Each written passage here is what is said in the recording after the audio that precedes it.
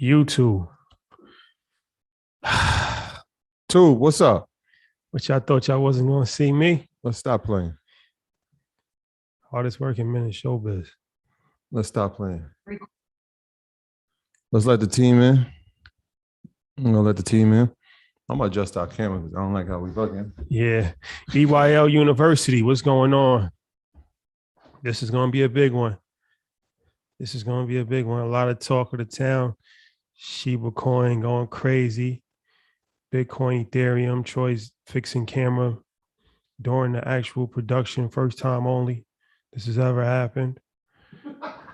So yeah, this is it. This is it. A lot of people have asked questions for a very long period of time. So this is our crypto mastermind that we will be putting on today.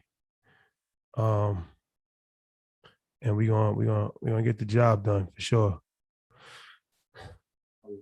I mean, it's even worse now, but Commercial break. oh Man, good folks. what? All right, let's do this. All right, YouTube. I know you guys have not gotten enough of us yet. Yes. Okay, so Shiba to the moon. Yes, Shiba to the moon. So we are gonna have a very, very special. This is gonna be special. Like I said, this is like one of these things where it's one time only. You might not never see anything like this ever again. This is the only time that we've done this publicly. So it's gonna be classic. It's gonna be a legendary situation. That's the best way I can really describe it. So before I go into too much detail, let's bring the guys in here. But let's make some announcements while we have. Yeah, Troy definitely made it worse. Yeah, I made it worse. I'm about to go fix it. I just want to let the guys in. It's like a hurricane. I know. Relax. Y'all crazy. So Africa, we are on our way, and we have a networking event in Nigeria. We have a networking event in Lagos, Nigeria, on Tuesday at 7:00. So we need everybody in Nigeria, everybody in Lagos to come out. The RSVP link is on our website under earnyourleisure.com under the Nigerian tab. So check us out, man. It's going to be a legendary, monumental event. My first time ever going to Africa, and we leave tomorrow. We leave tomorrow morning. So this is the last thing. We stopped everything that we had going on for this. So Allister, what's going on, brother? What's going on? I'm doing all right. How you guys doing? We're just trying to figure this camera thing out. You know, it's just it's one of these things that no worries. I'm trying to figure some stuff out here myself. Yeah, that's good. You good. All right. Yes. Yeah, that's looking crazy, man. We have a certain standard to upheld. You can't play with the shield like now it's crooked again. It's unbelievable. All right. So Allister is in the building. Also, before we start, Market Mondays live at the Apollo Theater. Shout out to Ian. That's going to be a legendary situation. And that is going to be on Black Friday. So yeah, November 26th. Make sure y'all in there. Make sure y'all there. Get your tickets for that. I told you I don't play yourselves. It's 1,500 seats in there. Whew. Yeah, it's going to go crazy. Time is ticking. So all right, here's what I want to do. I want to just get everybody familiar with what's going on. Then we're going to jump right into it. So every month, the last Wednesday of the month, we have these what's called open enrollments, where we have a YouTube live, and we pick a different topic. Sometimes it's on real estate, sometimes it's on stocks. Today it's on crypto. And what it is a EYL University class, but it's open to the public. So EYL University, we have it every single week. We have a class that we run for EYL University, and that's, part of EYL University's platform. So once a month, we have the Wednesday class is open to the public. So we do this for a variety of different reasons, but, we do it for just give you an insight of the world of EYL University, let you see how it looks, let you see, the type of classes, the type of education that we provide. So this time we want to do something different. A lot of times we bring our friends on, like that have been on the podcast, or, different people that we have relationships with. But this time we wanted to do something that was actually homegrown. So we have, he got the whole backdrop and everything. Man. Yeah. So part of EYL University is we have clubs. So we have over 20 clubs. We have like real estate club. We have a club for earners over 50. We have a military club. So one of our probably the premier club, no disrespect to any other club, is the crypto club. And the crypto club has been on fire. So the crypto club is not something like where it just tells you like buy this crypto. It's actually like education, and it's a community, and people educate each other, and they get people familiar on, what's going on in the crypto space. They brainstorm best practices, talk about new coins on the market, how to invest, security, all that stuff. So it's an actual community within a community. So the president of the crypto club is my bro Allister. He's been on Market Mondays before speaking, and he's just a wizard when it comes to cryptocurrency. So he's the president of our crypto club. Yeah. And then the other gentleman that will be joining us today is another EYL professor who has taught a variety of different classes for us on investing, and Lawrence. So Lawrence is a young man who I got introduced to, who Troy really describes as a stock market genius, investing genius. Prodigy. We call him a prodigy. Prodigy, yeah. So this is in-house talent. I like to do this because it's like we don't want to just have people that you might have heard of. So like the whole point, and that's kind of been the whole premise of EYL when we first started, and even up to this day, is we introduce the world to people. We've done it with Wall Street Trapper. We've done it with Ian. We've done it with MG, the mortgage guy. The list goes on. We've done it with Miss Business.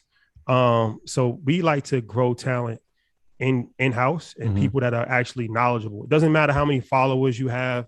It doesn't matter if you're verified on Instagram. It matters if you know what you're talking about and if you actually can relay the information. So these gentlemen know what they're talking about. They're in-house talent, and we're very thankful to have them on the platform. So first and foremost, thank you guys for joining us. Appreciate it. Thank you. Thank you for having us. Yeah. And I just want to shout out, right before this, we had a meeting with all the club leaders. And one of the things I was speaking about was like, look what value can do. Allister was part of the book club, started his own the crypto club inside the university, and now he's getting to speak to the world about his expertise. So that just shows you when you pour value and lead with value, these are the byproducts of it. So shout out to you again, Allister. Yeah. And the prodigy himself. Shout out. 22. 22-year-old. I feel like Jay when we brought he brought young Chris to Hot 97. He's only 16. Yeah. He's only 22, y'all. Yeah. Y'all in for a treat. So we're gonna get into this because there's a lot of stuff that's going on right now in the crypto space. Shiba coin has been the talk of the town. Shiba coin. I put a post up that was crazy. If you invested $1 in Shiba coin at its lowest point and over the last 12 months, it would be worth $600,000 today. It is on fire. It is one of these things that has become like the new Dogecoin. Everybody's talking about it. It's all over CNBC and CNN and Twitter and all of that stuff. So that obviously, gets people interested in crypto. Bitcoin, of course, has been on fire. It kind of pulled back now, but Bitcoin crossed over $60,000 last week. So Bitcoin, Ethereum crossed over $4,000. The total market space is 2.7 trillion. And this is something that I think is interesting because I put another post up where the whole entire crypto space is 2.7 trillion. Apple has a market cap of 2 trillion. So what does that mean? Like one company almost has the market cap of the entire crypto with thousands of crypto coins. So to me, that's encouraging because it still means that there's so much more room to grow. Like this crypto space is still in its infancy. A lot of people get, intimidated and feel like it's too late to invest in crypto. They missed the boat. It's not too late. Cryptocurrency is in its infancy still, and there's a lot more room to grow. So if you haven't invested in crypto, if you don't feel comfortable, this is why we're here today, to fully educate you. We're going to answer questions. The gentlemen have presentations. They're going to talk. We're going to ask them questions. So you're in for a treat. You're in for a treat. So I want to get right into this. But before I get into it, I just want to just explain what EYL University is, because this is what we're doing here. So EYL University is an online educational platform that we started over 2 years ago. And what it is an actual interactive learning experience. So we do every single week, we have a class where you actually get to ask questions, Zoom format. But then we actually have monthly financial planning calls with me, 2 hours. Then we have bi-weekly real estate calls with Matt. We have a book club and a movie club with Troy. We have a Facebook group with over 7,000 members in it. And then my favorite part of the whole situation is the groups. Mm-hmm. So like I said, we have over 20 groups. We have a real estate group. We talk about the earnings on Wall Street when they talk about stock group.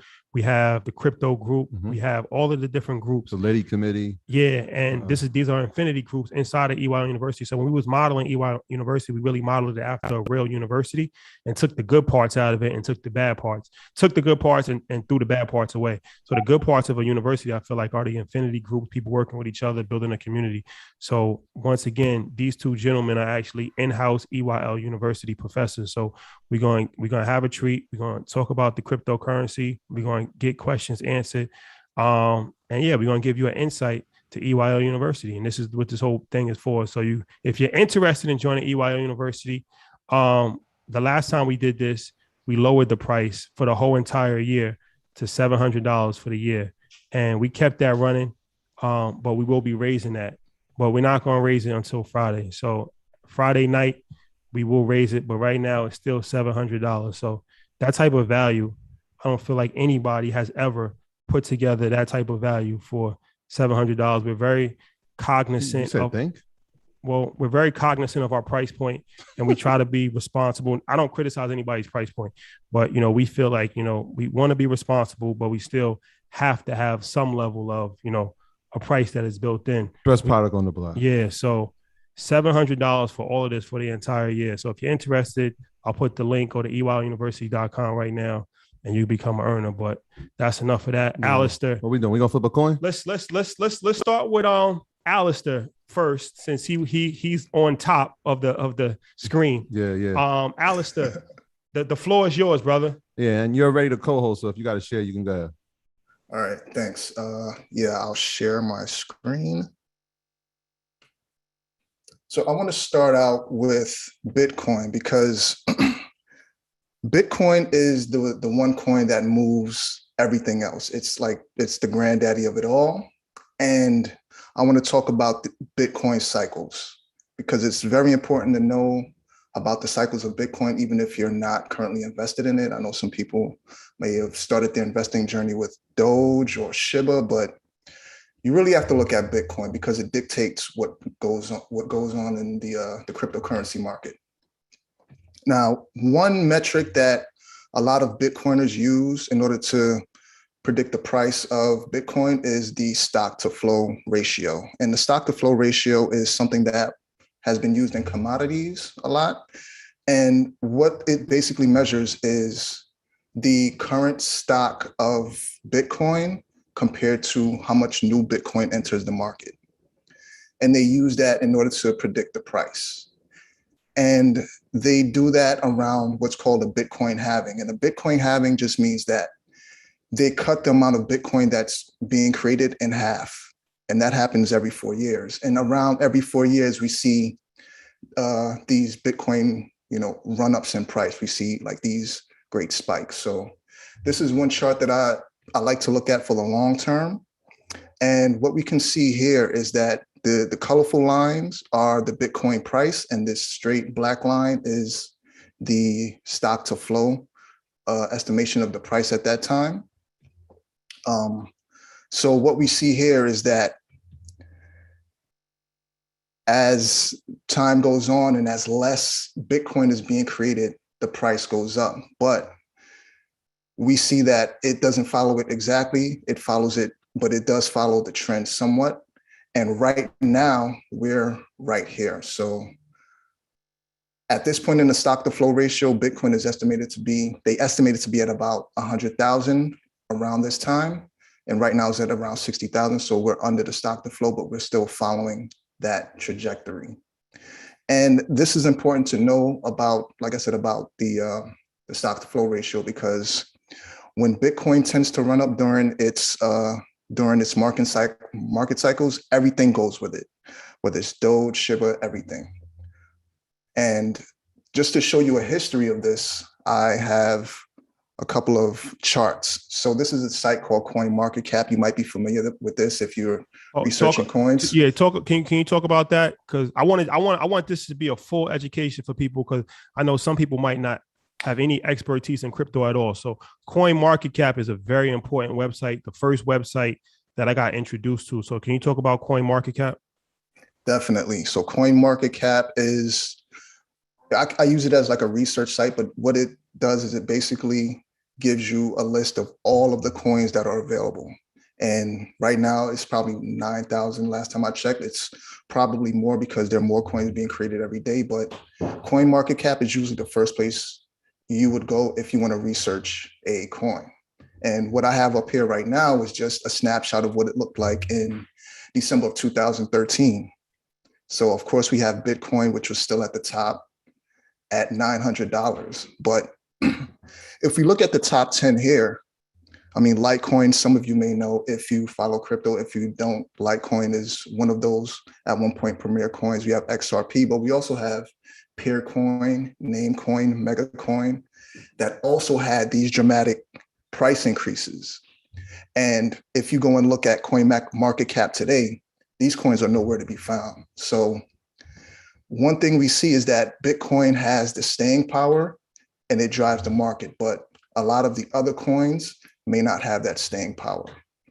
And again, it all goes back to Bitcoin being the driver of the market because of these halvings that happen every 4 years. Actually, now the prices are coming back up. So as we see here, we have the stock to flow estimates about $108,000 Bitcoin should be right now, which is within range of what, I mean, we could possibly go to 108,000 this year. That's what a lot of the lowball predictions have Bitcoin going to. So, and again, this trend continues on in 2017. This is a snapshot from 2017. Looks a little bit different, but at the same time, we have Bitcoin at the top, of course. This is where we see Ethereum, Bitcoin Cash, XRP. But again, the top 10 looks nothing like it does in 2013. And if we look at it today, we have a whole host of different coins making their way in the top 10. So Bitcoin, Ethereum still number 2. You notice we no longer see Litecoin in the top 10. XRP is at number 7 sliding out, but we have different coins. We have Doge, and of course, the coin that everybody's so crazy about right now, Shiba. And I bring this up to say that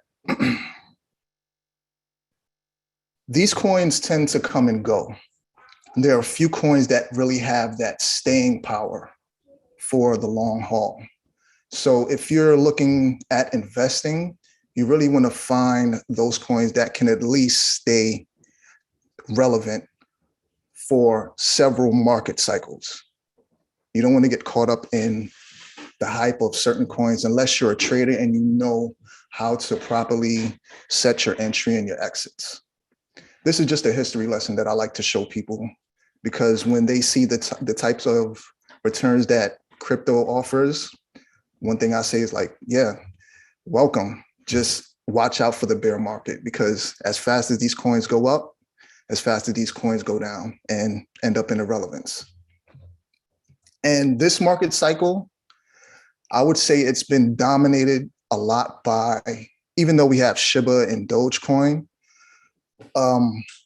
smart contracts have really been the thing that has been the story of this market cycle. And for those of you who don't know, a smart contract is, the best way I can describe it is a program on a computer that handles money and executes business logic.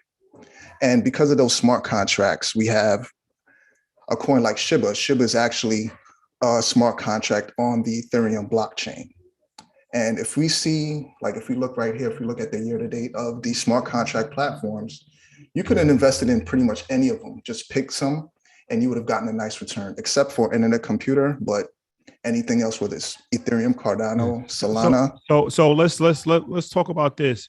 This is important. Like I said, we're going to talk about Shiba. We're going to give you guys some, but you need, if you're interested in cryptocurrency, you need a full education before you invest. This is why we call it EYL University. It's like a real full education. So what you're explaining right now when you talk about Ethereum, Cardano, Solana, Polkadot, these are all platforms that you can actually build a coin off of.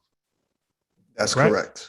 So this is why when you see the rates of return, like Ethereum 400%, Cardano 1,000%, Polkadot 392%, because it makes sense. Like these are actually the highways that the cars are actually driving on, right? That's correct. Yeah. So you can build coins on these smart contract platforms. You can build lending protocols or lending apps. You can build exchange apps. So the amount of creativity that you have, you can actually use it on these different platforms to build something that you can have. So you can use these smart contract platforms to build something, any sort of financial products that you would find in traditional finance. And this is what's really been driving a lot of what's been happening in cryptocurrency for this cycle. And the reason why is because of decentralized finance and staking. So those are the two. I kind of group them together because it's really about earning a return on your investment outside of the financial system. Now to go into staking. Staking is one of the strategies that you can use to earn interest on your crypto assets. And one website I like to go to look at different returns for crypto assets is stakingrewards.com. And when you go to stakingrewards.com, it shows you the type of rewards that you can get. So for Solana, you're getting 6% back if you stake your Solana. And when I say staking, what I mean is that when you stake your assets, what you're doing is you're locking your assets into the protocol itself. And if there's a staking node running, the staking node would actually add transactions to the blockchain. And for adding those transactions to the blockchain, you get a reward. So for Solana, it's 6%. For Cardano, it's 6.01%. So instead of having your coins sitting on Coinbase or Binance, you can take your coins off of the exchange. You can stake them. That way you can have some residual income coming in. Allister, real quick. So proof of stake is obviously you're just getting paid for having the coin and allowing people to build off of it, correct? Somewhat. So you're getting paid for adding new blocks to a blockchain. But in order to do that, you have to put up some of your assets. And they do that as a way to prevent any bad behavior, because if you add any sort of transactions that are not correct, then your stake gets slashed, meaning that they remove a portion of the assets that you put up.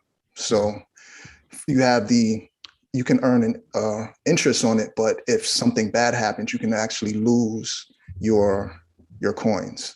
Right, so a lot of people will hear those two things. They'll hear proof of stake versus proof of work. And I know one of those things is, Ethereum is one of those platforms that's going from one to the other. Can you just touch on what proof of work is as opposed to proof of stake?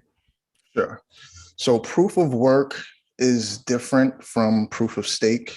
And one of the things you hear about proof of work is about the energy cost, but with proof of work, it does the same thing.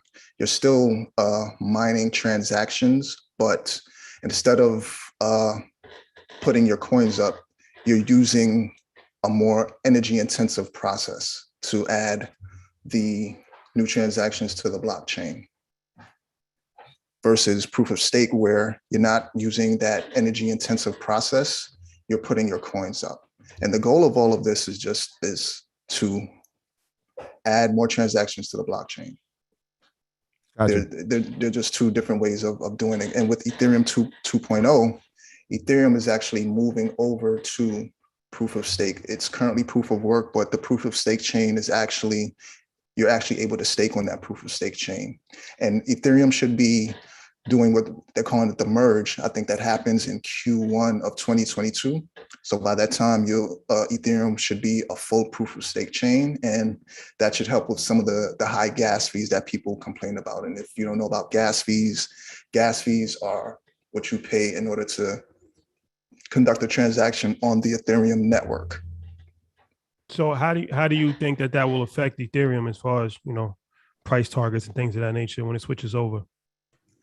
So for price targets, I think it's definitely going to have a positive influence on the price, mainly because, like, for one thing, gas fees. One of the main hindrances right now when using Ethereum, especially for new people coming on, is the gas. That's why we've seen a lot of the other smart contract platforms rise, platforms like Solana, Cardano, Avalanche. But when Ethereum moves over to proof of stake, you'll see lower gas fees. You'll have higher transaction throughput, so you'll be able to do more on the Ethereum network, and that should push the price up. One theory that's been going on, or one talking point they talk about, is going back to Bitcoin. Bitcoin has a halving every 4 years. They say the effect of this merge happening for Ethereum 2.0 could be like 3 halvings in one. So if you look at how every halving the Bitcoin price goes up, they expect that to happen for Ethereum as well. But that's one of the theories that's out there. But it's definitely going to have a bullish impact on the price. Gotcha. Just because it just makes it more user friendly. And again, like going back into smart contracts, there's something called decentralized finance. And I like to describe decentralized finance as being able to use financial products and use financial services without having to go to a traditional financial institution. So that's lending, that's, trading, derivatives, and a lot of the things that you can do in the financial system right now, you can do it in DeFi, even as far as creating your own index funds. All of that is available to you in decentralized finance. Now, can we just talk? Yeah, I want to just, DeFi is extremely, extremely important. When Mark Cuban came on Market Mondays, he said if he was just starting out with $1,500, the main thing that he would focus on is DeFi. He said that's everything. And, obviously Mark Cuban is worth $3 billion. So when he said that, a lot of people, was interested in DeFi. So yeah, I wanted to just say that before you go into it, just to kind of preference it. Like, that's something that Mark Cuban said on our platform a while ago. So it's very important that we cover this DeFi situation. For sure, definitely. So DeFi, like I said, it gives you access to certain financial products and services without having to go to a bank. So one site I like to go to research anything happening in DeFi is DeFi Llama. And this is a site that gives you all of the different DeFi apps that you can use across any blockchain. So whether that be Ethereum, Solana, Avalanche, it has it's sort of like the coin market cap, but for DeFi. And when we look at this dashboard, right now there's $253 billion locked in DeFi. And when I say locked, that means people have taken their money off of exchanges, they've taken whether it's ETH, Solana, whatever, they've taken it off of Coinbase, they've taken it off of Binance, and they're using it now in DeFi. And with DeFi, you have different apps that you can use. There's lending, there's exchanges, there's asset management, there's insurance, there's most of the same products that you could get traditionally, you can get in DeFi. And one of the biggest platforms in DeFi right now is Aave. Aave has about $18 billion locked, meaning they're managing $18 billion in value. And the crazy thing about this, what a lot of people don't get, is that in order to use Aave, you don't have to sign up with, you don't need your social security number. You don't need to fill out any applications. You don't need to go through any of that process. As long as you have a wallet with some assets in the wallet, you can go onto Aave and be able to save money and earn interest on that money. So you can use Aave as a savings account. Allister, real quick, because I'm glad that you said the word wallet, because I get this question a lot of times. Can you just go over what a wallet is? Let's talk hard wallet. Let's talk cold wallet. Let's clear up the definition of wallets and the different types. Sure. So there, like you said, there's the hot wallet and the cold wallet, but a wallet is essentially an account where you hold your assets. And you have hot wallets and cold wallets. Hot wallets are connected to the internet, and cold wallets are usually a piece of hardware. But they both serve the same function. It's just a way for you to hold your assets in your own custody instead of keeping it on a Coinbase or Gemini or a Binance. And the thing with the wallet is when you set up your wallet, you're giving what's called a private key. And that private key is, you can think of that as the key to your vault. If you lose that private key, then you lose access to the vault. If somebody else gets a hold of that key, then they also have access to the vault. And so it's very important that you keep that private key safe. Another strategy that I always recommend is to have multiple wallets. And I say that because the blockchain is a public place. So if you have one wallet and you have all your assets in that wallet, if I know your address, I can actually go into your wallet and see what you have. I actually did this on one of the crypto calls where we actually looked at what was in Mark Cuban's wallet. So that's just an interesting tidbit. Like, always have multiple wallets. Allegedly. Allegedly. I mean, allegedly. No, yeah. I'm glad you cleared that up. And I see a lot of people typing yes. So they say, is a nano ledger a wallet? Yes, it's a wallet, but that does not live on the internet, right? So that would not qualify under the definition of a hot wallet. No, a cold wallet. Yeah, it is. Yeah, a nano ledger is a cold wallet. Cold wallet, right? Or what some people would call it a hardware wallet because it's on a piece of hardware. Exactly. An example of a hot wallet would be MetaMask. And MetaMask is the main wallet. It's like the number one wallet for use in DeFi.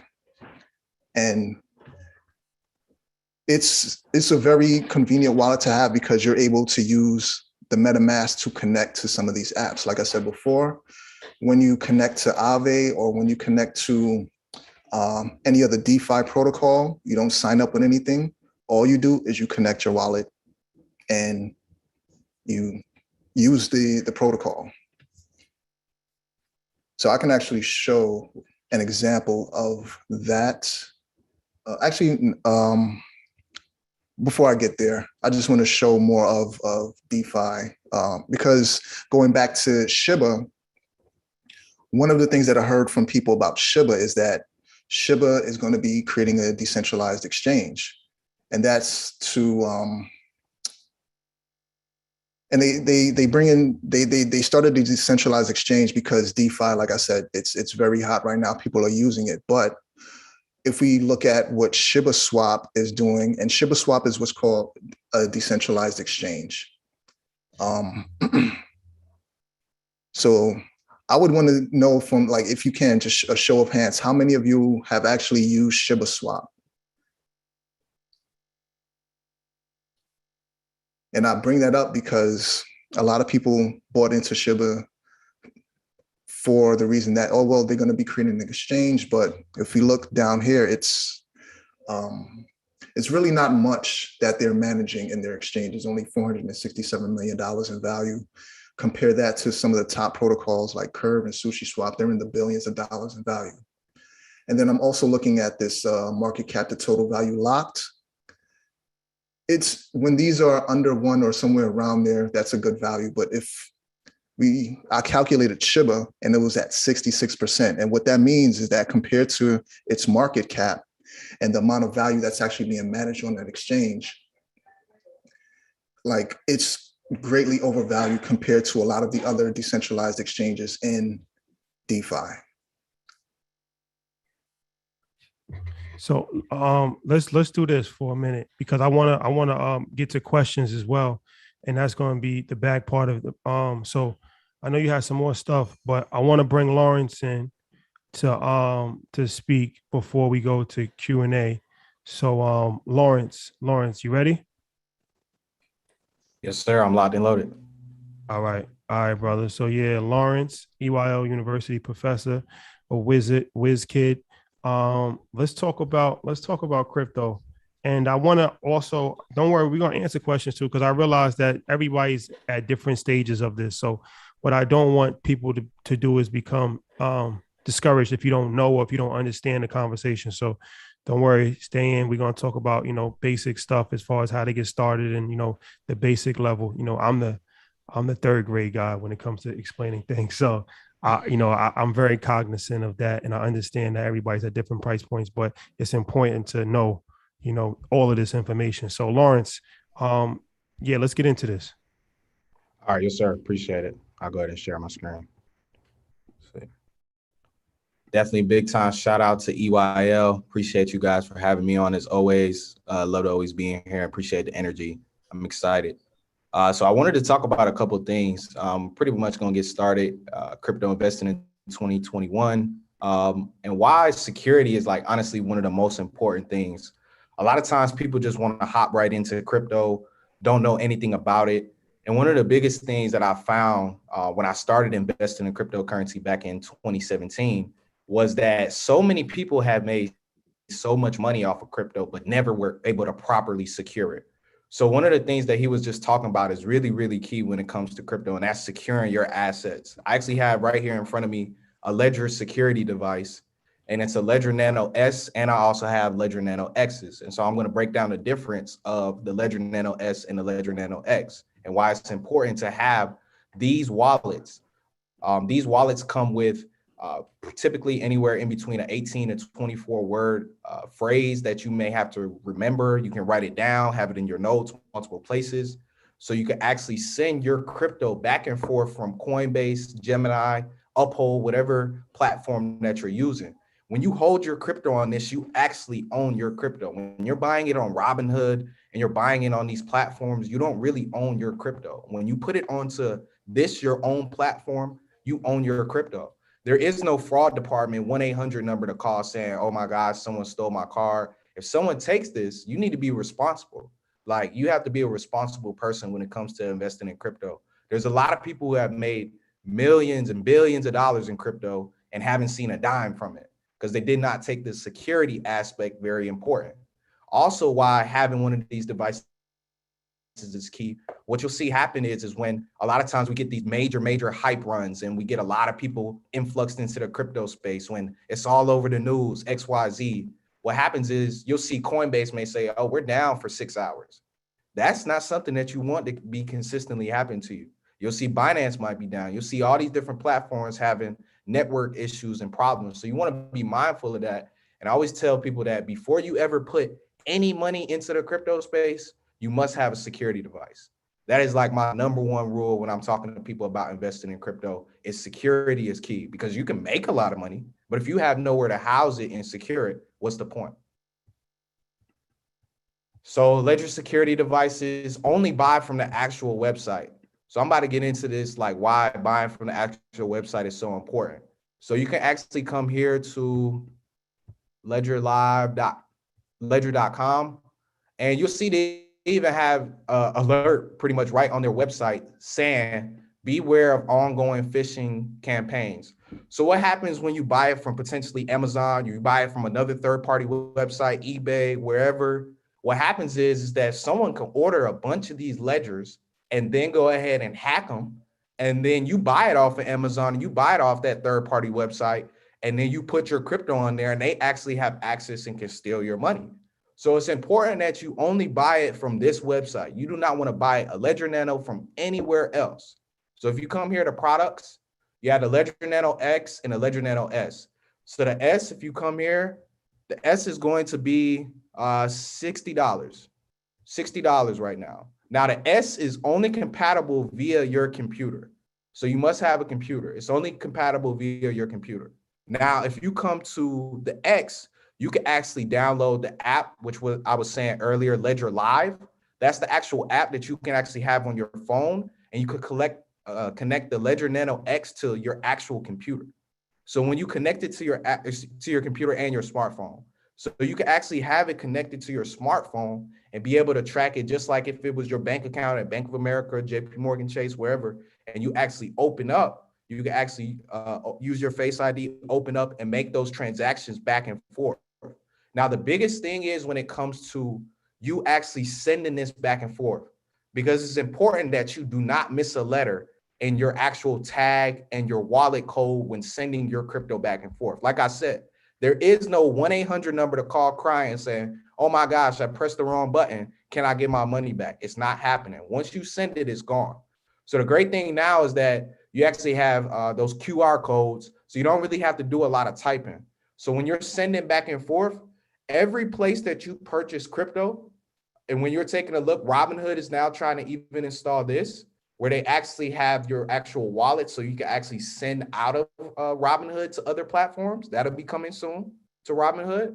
But if you're on Coinbase, if you're on Voyager, if you're on Gemini, you're on any of these platforms, when you purchase and it's stored on there, you have a unique wallet that you can send to and from.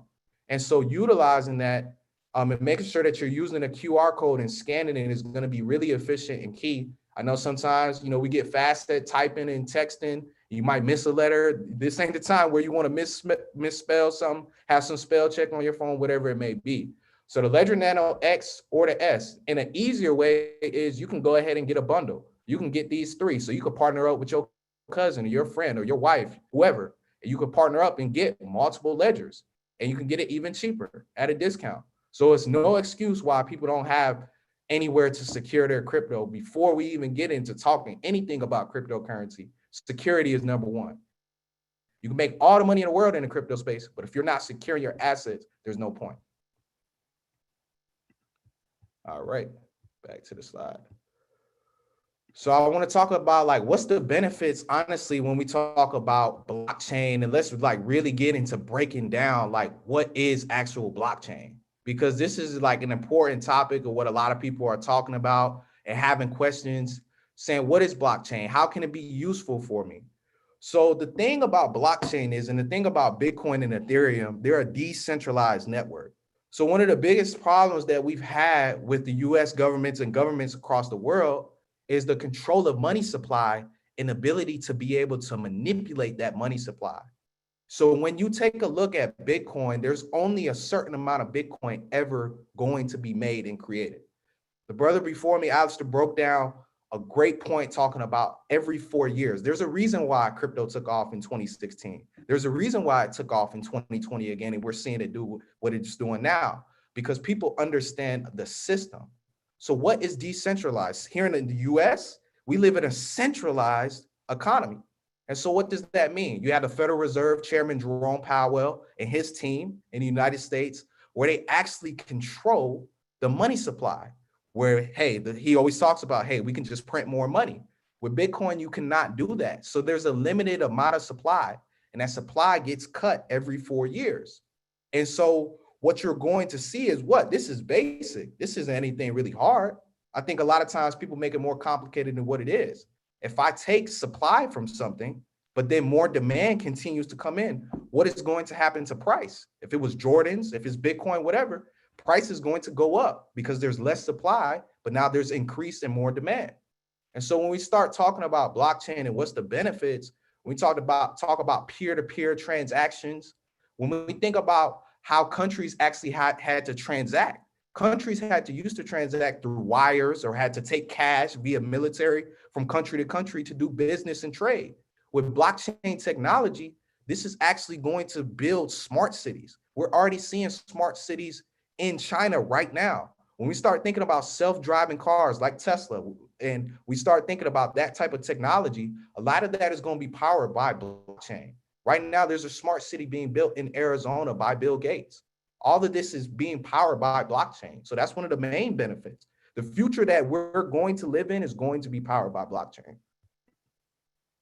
So crypto platforms, Coinbase, Uphold, Crypto.com, Gemini, and Voyager are 5 platforms that I would say is good for people to be able to purchase crypto and get started with, and then transfer to your ledger, as I mentioned earlier. So the benefits of using peer-to-peer transactions. So he mentioned a crypto coin XRP, which is one of the fastest coins in the world. XRP has been delisted from most of those platforms that I just named, except Uphold. XRP went under a lawsuit that talked about a little bit with their peer-to-peer transactions and some other things. Hopefully that gets resolved, but we'll see. Now, one of the things with XRP is if someone was in Africa right now and I'm here in the United States, and boom, I could send them money in like 5 seconds. They could send me $200. I could send them $200. So one of the things is the benefits of using those peer-to-peer transactions is between you and that person on that blockchain network and that ledger. So that's important to understand that using peer-to-peer transactions in crypto is really one of the main benefits that people love to use crypto, and the efficiency and the cost. So when we talk about wire transfers, when we talk about the cost of bringing cash from a country to another country, that is a high cost. That is a high cost. With crypto, those transaction fees, when it comes to wires and when we talk about bringing cash to place, those transaction fees cost less and less, more, like they cost less and less. So I just tell people, like, benefits of using peer-to-peer transaction is key. And the platforms I mentioned was Coinbase, Voyager, and Gemini, crypto.com, Uphold. Those are all the platforms that I mentioned before. I seen someone ask about that. So how to avoid like crypto scams, because I think this is one of the biggest things that people get caught up on. Someone sent me a DM on Instagram, or someone called me or texted me saying to set up a Coinbase account or set up my wallet. If someone is asking you to send them crypto, or asking you to buy some crypto and set it up and give you your wallet password or XYZ, please ignore them. Like, please ignore them. Please block them. No one is going to be reaching out to you from a fake page asking you to send money and it be legit. It's not legit. Yo, So including us, y'all. That's not us. Yes. That's not us. If Please. YouTube, let me just that's very important. Hold on, let me turn the camera on. YouTube, Public service announcement. YouTube. If you are on YouTube and you see Earn Your Leisure is asking, what they're doing is they're creating other pages using Earn Your Leisure. They're using the emoji, but it's not like if you go to their page, they'll have like 100 subscribers or like 2 subscribers. But it's confusing because it has our name and it has our logo. And they're always on our comments. We have never asked anybody for crypto.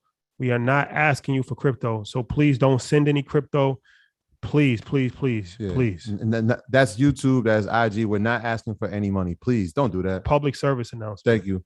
I'm glad you said that, Lawrence. Appreciate you. Hey, yes, sir. Yeah, it's important for people to understand that, because you got to understand, why are they doing that? They're doing that because, like I said, there is no 1-800 number to call. You're not able to call them. So once you send them that money or you give them that access to that wallet, it's over with. They're taking it. So please, guys, stay away from those. I know that's one of the main things that a lot of people always get caught up in when they first get into crypto, not knowing, the ins and outs of it. So I really wanted to mention that here tonight, how to avoid crypto scams. Smart contracts, and this is something that he touched on very in depth, and I want to talk about it as well too. So smart contracts pretty much permit trusted transactions.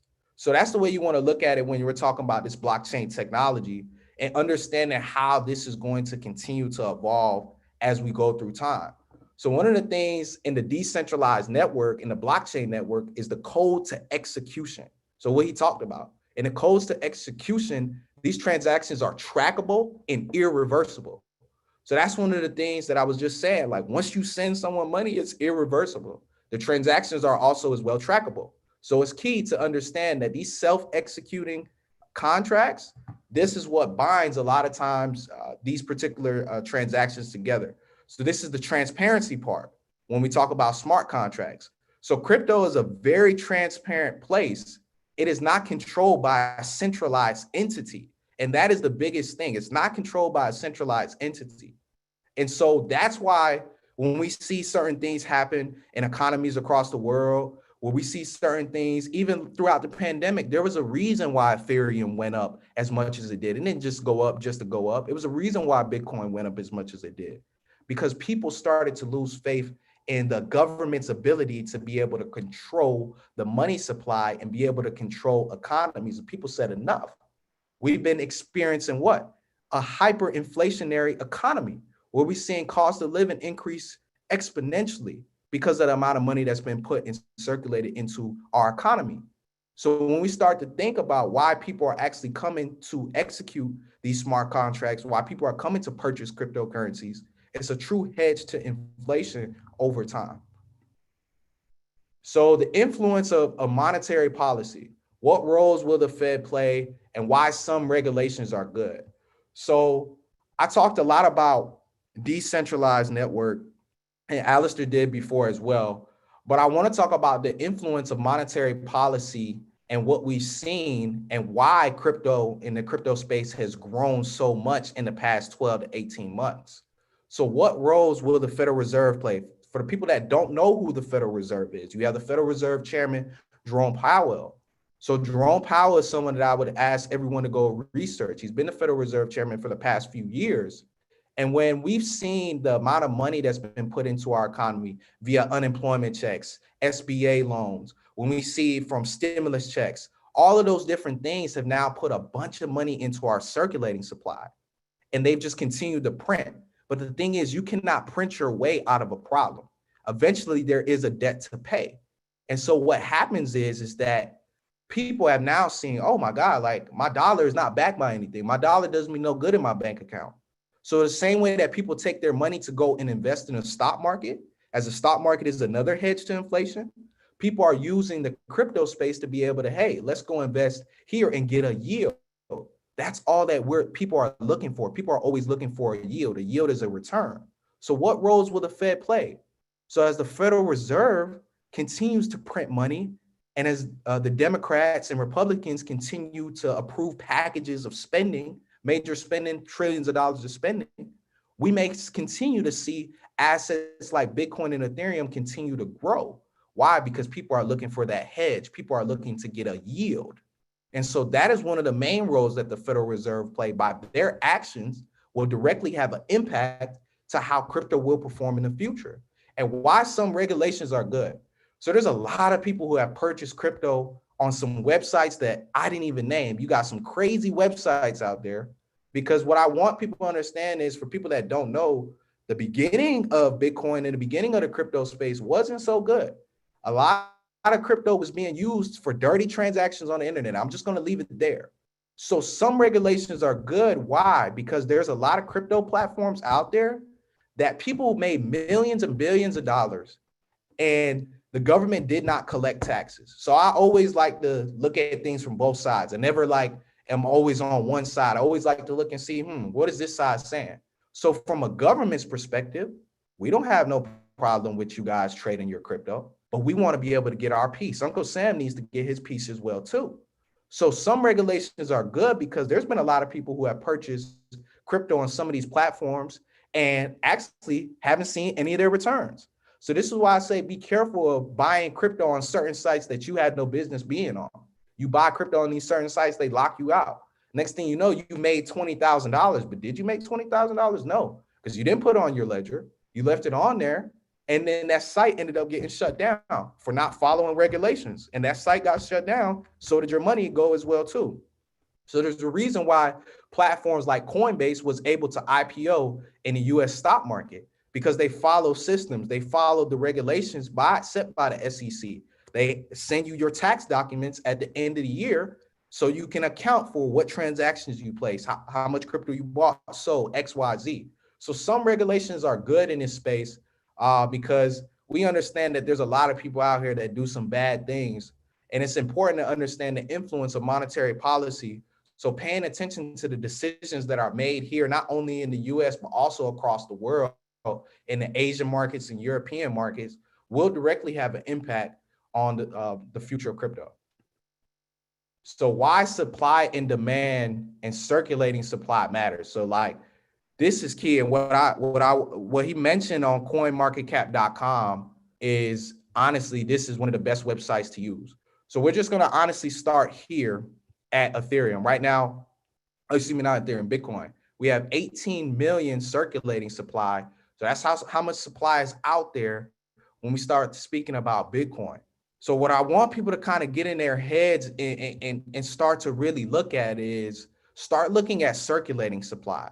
So the way we look at circulating supply in the crypto market is the same thing as outstanding shares in the stock market. So outstanding shares is how much shares are out there available to be purchased. When we start taking a look at circulating supply, it's the same exact thing. So when you have a lower circulating supply and demand creeps in rapidly, you see a huge increase in price. So there's a reason why Cardano could never be Bitcoin's price. Look at this circulating supply compared to Bitcoin to Cardano's circulating supply. Cardano has a vast, enormous amount bigger circulating supply than Bitcoin does. So they have way more supply.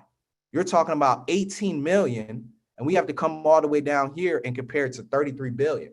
We can't compare that. So that is why we see Bitcoin have these volatile moves, and they move up and down. So Bitcoin is like the Amazon or the Tesla of the crypto space. The reason why Tesla and Amazon move the way they move, Netflix, your Rokus, all of those companies, even your GameStops, they move like that because they have a low amount of outstanding shares. Whereas a Cardano is really like an Apple. You see, Apple has 17 billion outstanding shares, 17 billion, where Tesla has 900 million. You can't compare that circulating supply. So that is why Tesla moves the way they move, and that's why Apple moves the way they move. They move a lot slower. And that's why we see Bitcoin. Bitcoin has a way wider range and moves at a way rapid pace versus our Cardano that moves a lot slower. So it's important to understand circulating supply, and it's important to pay attention when you're looking to invest in a cryptocurrency to say, hey, what's the circulating supply? That's one of the, I want to cut you off for a minute. That's one of the best things that was said. You're doing an amazing job, but that's one of the biggest things that people don't fully understand, circulation supply. And that's what, like, even a coin like XRP, look how many coins it has out there. So when you look at the potential price point, when you look at moves, all of these things, that is something that is not talked about enough. So I'm glad you said that. If you don't get anything else from this presentation, that is a gem, not just on the crypto side, but also on the stock market side as well. Yes, sir. Yeah. So that's important for us to pay attention to. As I scroll down here, if I look at XRP has 47 billion. But if I look at Solana has 301 million. When you take a look at Ethereum, 118 million.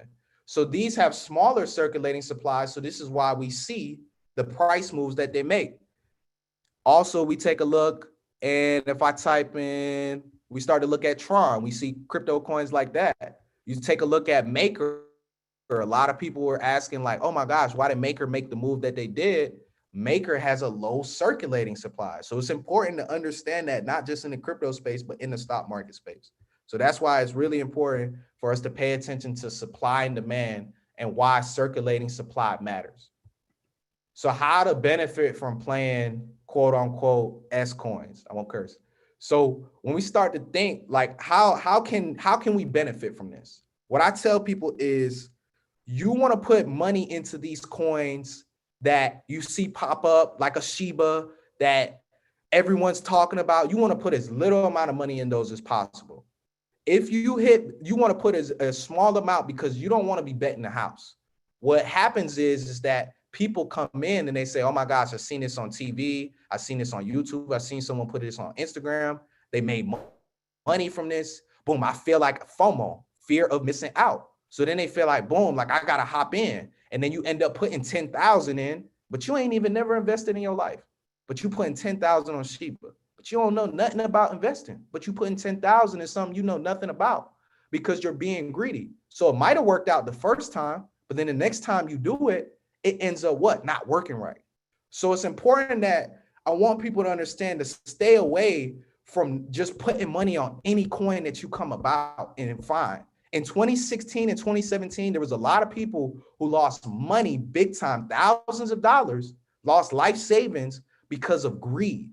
Because what can happen is okay, Shiba's checked out all right, but there's people out there that come up with these coins and say, let's make a coin called Rocket Coin. And then it comes out and then they set up shop, they raise capital, make millions of dollars, then they shut the platform down and they run off with your money. That has happened a lot of times in this space. And what I don't want to happen is new people coming in that don't really know a lot about anything come in and just start putting money on coins just because they found this website. Boom, oh, this coin is 20 cents, or this coin is less than a penny, so I can get 1 million coins, so it's going to go to $1, I'm going to be a millionaire. I don't want people to make a habit of doing that. If you benefited from a Dogecoin, there's been people who are still bag holding on Dogecoin because they thought, oh, Elon's getting on SNL, it's going to go to the moon, it's going to $1, it's going to $100. So be wary of just listening to people on social media telling you what's going to happen. What you want to understand is when everyone's typically talking about a coin, or everyone's typically talking about an investment, it's typically time to sell. If it's all over social media, if it's all over the media, it's typically time to sell. You want to buy the hype and sell the news. So am I saying that a lot of these coins can't benefit you? No, they can, because these coins could be equity builders. That's the way I look at it. You can make 10, 20, 50,000 off this type of coin, but then boom, take that money and put it into a long-term investment on the stock market. Put it into Bitcoin and Ethereum, things that have been proven, things that we've seen over time grow. Take the risky plays that you've made money on and put it into something more stable and more consistent. Don't go back out there still trying to gamble. So using technical analysis to buy crypto. So I know a lot of people are always like, I struggle with technicals. I struggle with reading charts. So I want to make this very simple. It's just going to take 2 minutes.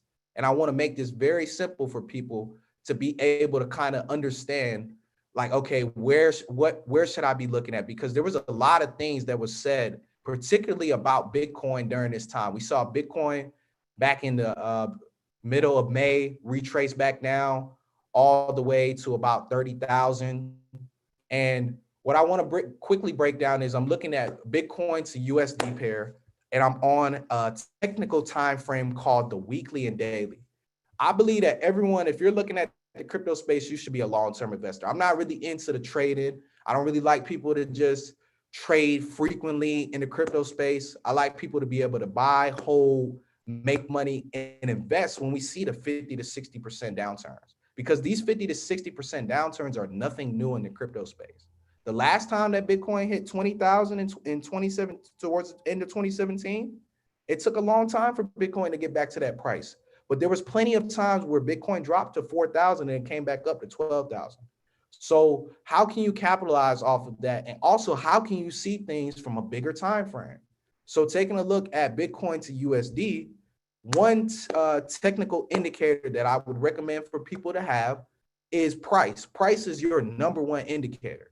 MACDs, RSIs, all of these indicators lag price. So what do I mean by that? Without price, there is no MACD. Without price, there is no RSI. Without price, there is no Bollinger Band. So I'm gonna give a shout out to Ian Dunlap. There was a reason why he was speaking about that 28,444 price. That was a major support level for Bitcoin. So Ian just didn't pull that number out of nowhere. He pulled it from where? He's seen what? He's seen a technical level that was going to be hard to break underneath. As we saw back here, January 4th this year, January 11th, January 18th, January 25th, every candle on the weekly time frame accounts for a week. So all these were weeks. So as we saw early on in the run of this last run of crypto, we saw crypto kept pulling back to that level that he was speaking on, that 28,400 level. So that was, now we have Bitcoin that hit 65,000, the top here, and then it pulled back and declined a little over 50%. Red Panda gonna be mad at you. Oh, You're man, too much sauce. Too much sauce. You're giving away. You're giving away. Ian's. Hey, wait. You hear that? Oh, we got Mr. Dunlap on the line. Shout out to Market Mondays, man. Shout out to Market Mondays. My bad, Ian. But no, for real now. So when we see price revert back to these levels multiple times, so we had about 5, 6, 7 instances of price reverting back to this level, and it does not break. We categorize that as a major support level. So for those that are new to looking at this chart, it's saying, yo, what is he even talking about? TradingView is the website that I'm using. pull up BTC to USD, pull up the weekly time frame, and start looking at major support and major resistance levels. So what we saw a break underneath a major support level, and it reverted back to this major, and it was sitting here for about 2 months. And so what you want to understand is that you want to be paying attention to technicals when you're looking at investing in the crypto space. You just don't want to be buying, oh, it's at 60,000 and I don't want to miss out, so let me just go buy. No, you want to find a good entry. Is it going to be the best entry? Is it not going to go lower? It could. But you put yourself at a better advantage when you're able to use technicals to define, hey, where I'm looking to enter at this specific price. So we had a combination of a major bounce here towards that end of July, and we saw coins like Solana. We saw a lot of cryptos turn back up, Ethereum, Bitcoin, but it was a technical reason why. Now here is where I was telling people like, yo, don't worry about the China stuff. You know, everyone was saying, oh my gosh, China's banning crypto. A lot of that is smoke, guys. What's not being told to you on this media is those people that's sitting on CNBC, they missed a lot of this stuff. I'm going to tell you, a lot of those people on CNBC and a lot of those people are lazy. They don't do the hard work. They have people who do it for them. And a lot of times their people miss stuff because lazy habits wear off. And so what happens is, what's the easiest way for me to be able to buy something 50% cheaper? Well, we got to start thinking, who runs the media? These wealthy people, wealthy billionaires, people you ain't never going to see. You ain't never going to see their face. They run this country. They run these markets. And so it's important for us to understand it's easy if they miss something to say, go out here and put this narrative out here for a month or two. Guess what was happening all here? That's why every time it hit that level, it kept bouncing. Because guess what? Institutions were buying. Billionaires were buying. People were buying there. And so it's important to understand the psychological aspect of investing in the crypto space and investing in general. It's a lot easier if I miss something, if I know I had the power to go on CNBC and say, well, crypto's, going to zero, or I'm bearish on crypto right now and it falls. It's an easy opportunity now if it falls 50%, because what I'm going to tell you is 90% of people in the world don't do the hard work. Only 10% of people is actually going to go do the reading, do the homework, do the technicals, do all the hard stuff. So 90% of people sat and said, oh, CNBC said this, so sell. And that's what happened. But guess what? The 10% come in and swoop that up. They take that opportunity. And so that's my point there with the technical piece.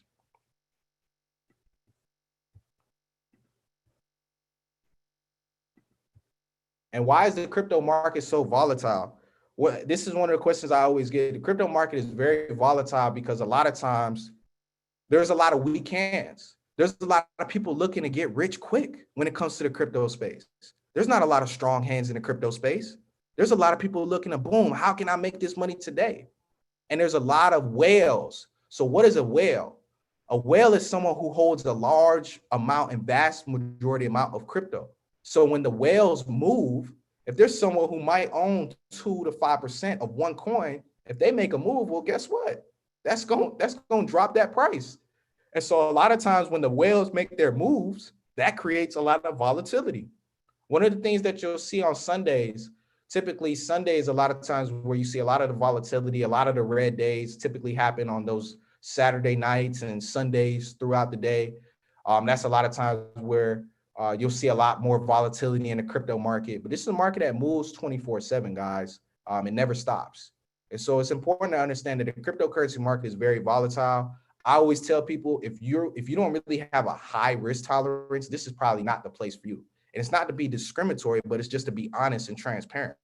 It's like, if you're not comfortable with the volatility, then you should be very careful investing in the crypto space. So you should have a high risk tolerance, in my opinion. 2017 crypto lesson, and this to be quick.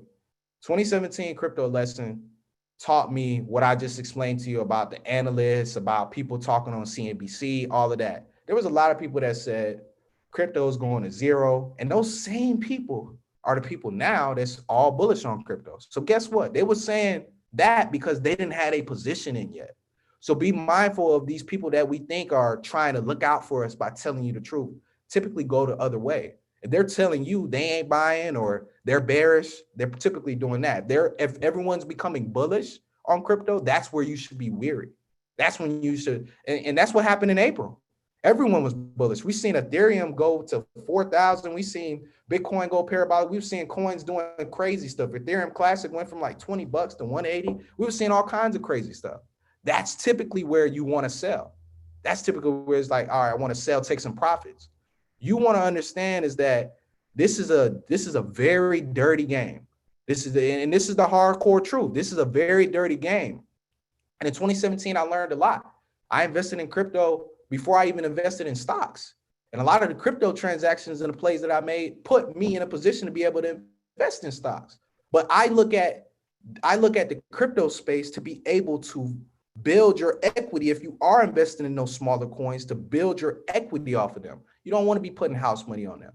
So my 2017 crypto lesson is, do not be afraid to take profit and do not follow the masses. It is really key. Do not follow the masses. If everyone's telling you to buy this, buy that, go the other way. If your barber is telling you, hey, did you buy this? I'm buying that. But they ain't never had a conversation with you about investing in crypto before. Do you think that's something you should be doing? No. So you want to be wary of that. You want to be careful of that. That's really important. And the 2017 lesson taught me is like, pay attention to, yes, what's being said on the news, but also understand that's a lot of smoke. And that's not just the crypto market, that's the stock market and, markets just in general. My top coins for people to watch in 2022, one is Chainlink. Chainlink is an Ethereum-based token. I would say for people to go research Chainlink. You can find it under the ticker LINK. That's one of the things that I would tell people to pay attention to and watch in 2022. Chainlink is one of those. Also, I would tell people as well to continue to watch XLM, Stellar Lumens. I would tell people to continue to monitor Stellar Lumens. And those are just the two coins that I typically wanted to recommend for people to just take a look at, do some research on. And the last thing is, stay in the top 10 to 20 crypto coins, please. Don't start deviating into things that you don't know nothing about. Please pay attention. Ultimately, you got to understand that this space, like I said, is very volatile. You don't just want to be buying things because you feel like, oh my gosh, this is cheap and I can get 1 million coins of this coin. You want to stay away from that type of mindset. Focus on consistency. Focus on, I want to do this for 20, 30 years. I want to leave my kids Bitcoin. I want to leave my grandkids, great grandkids. I want them to say, I was out there working. So have that mindset when you're investing in the crypto space. Don't have the mindset of, I'm going to leverage my mortgage. I'm going to pull out all my savings. I'm going to pull it all on Shiba. Like, please don't have that attitude, because all it takes is one bad term for Shiba. And if you didn't learn it on Dogecoin and it happens on Shiba, you should have learned your lesson the first time. Shiba's going crazy right now, yes, but it ain't going to go crazy forever. And so that's all I wanted to say. I love EYL. I appreciate EYL for always having me. You guys are honestly, this audience and this crowd is monstrous. And I love it. So Troy, Rashad, thanks for having me. My dog. He said that. That's all I got to say. That's a fact. Standing ovation, man. Yo, round of applause for these two gentlemen, please. Standing ovation. Never been done this real by anybody ever on this scale, you man. Ever. Well, that's a fact. Okay. But this is a, like I said, we have a masterclass, and man, this level of information. How much would institutions and people pay for this? How much would they charge for this? Like, this is Ivy League level education. Yeah. For free, by the way, mind you, it costs you nothing. Yeah. And I mean, the two gentlemen obviously are brilliant. And we said, like, just scale down the presentation. They had to pull back some of the information. So that just tells you the wealth of knowledge that these two guys have. Incredible. Yeah. This was like when Shaq and Kobe did 40 and 40 in the finals. Yeah. So we're going to go to Q&A. But before we go into Q&A, we just want to make an announcement live. So if you just joined us, you know that Allister, first gentleman, he's the president of our crypto club for EY University. And Lawrence, he's 22 years old, by the way, whiz kid. We just signed him, and he's a tenured professor. He's going to be teaching a class for EY University every single month. And he does Not only he's doing crypto today, but he usually does stocks. That's what we usually talk about. Yeah. So he does stocks and crypto, but he usually does stocks. So he's tenured and he teaches a class. He's going to teach a class for EYL University every single month. Like I said, I mean, you got to look at higher education, and there's no higher education at EYL University. So when you're looking at Harvard for $80,000 a year, NYU for $60,000 a year, you name it. Yale for $72,000 a year, Northwestern for $65,000 a year. EYL University, $700 a year. Never going to be that price ever again. The price is going up in 2 days. Never going to be this price ever again. Never again. Nowhere in the world. Nowhere in the world. He said never this time. Never ever again. So yeah, I mean, it's nothing to sell. You've seen our work, and like I said, this is something that we do every single week. We have clubs inside of EYL University. I do a financial planning call. Troy does the book club, movie club. We have a Facebook group. Matt does real estate. I mean, we've poured so much, and we have 2 full-time employees. We have tenured professors, and we're planning group activities this year. So yeah, I mean, EYL University, when we say it's the biggest ever, we're not just throwing that out there. It's actually, we actually put a lot of time into this, and we formatted it, and we have the correct people that's actually teaching. And it's not as easy as it looks to put together something like this. So and I'm glad you said that. So I just want to shout out to some of the people behind the scenes. Shout out to Janet.